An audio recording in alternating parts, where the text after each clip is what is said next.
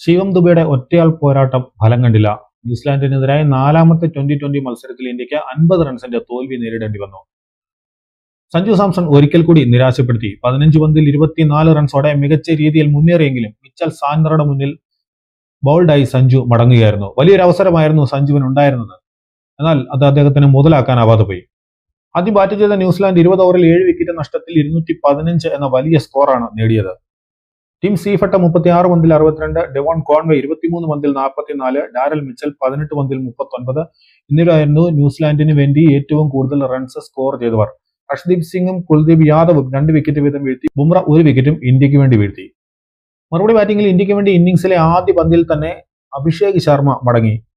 സഞ്ജു സാംസൺ 15 പന്തിൽ ഒരു സിക്സിന്റെയും 3 ഫോറിന്റെയും സഹായത്തോടെ 24 റൺസാണ് എടുത്തത്. സൂര്യകുമാർ യാദവ് 8 റൺസോടെ മടങ്ങിയെങ്കിലും റിങ്കു സിംഗും ശിവം ദൂബെയും ചേർന്നുള്ള കൂട്ടുകെട്ട് ഇന്ത്യക്ക് ഒരു മികച്ച സ്കോറിനുള്ള അടിത്തറ നൽകി. റിങ്കു 30 പന്തിൽ 39 റൺസ് എടുത്ത് മടങ്ങിയപ്പോൾ ശിവം ദുബെ വെടിക്കെട്ട് പ്രകടനമാണ് പുറത്തെടുത്തത്. 23 പന്തിൽ 7 സിക്സിന്റെയും 3 ഫോറിന്റെയും സഹായത്തോടെ 65 റൺസാണ് അദ്ദേഹം നേടിയത്. 15 പന്തിലാണ് റിങ്കു 50 പൂർത്തിയാക്കിയത്. പാണ്ഡ്യ 2 റൺസ് എടുത്ത് മടങ്ങിയപ്പോൾ ഹർഷിത് റാണ 9, രവി ബിഷ്ണോയി 10 നോട്ടൌട്ട്, ഹർഷ്ദീപ് സിംഗ് ഡക്ക്, ബുംറ 4, കുൽദീപ് യാദവ് 1 എന്നിങ്ങനെയായിരുന്നു മറ്റുള്ള ഇന്ത്യൻ ബാറ്റർമാരുടെ സ്കോറുകൾ. ഇഷാൻ കിഷൻ ഇല്ലാതെയാണ് ഇന്ന് ഇന്ത്യ ഇറങ്ങിയത്. 6 ബാറ്റർമാരും 5 ബൗളർമാരുമായിട്ടാണ് ഇന്ത്യ ഇന്ന് ഇറങ്ങിയത്.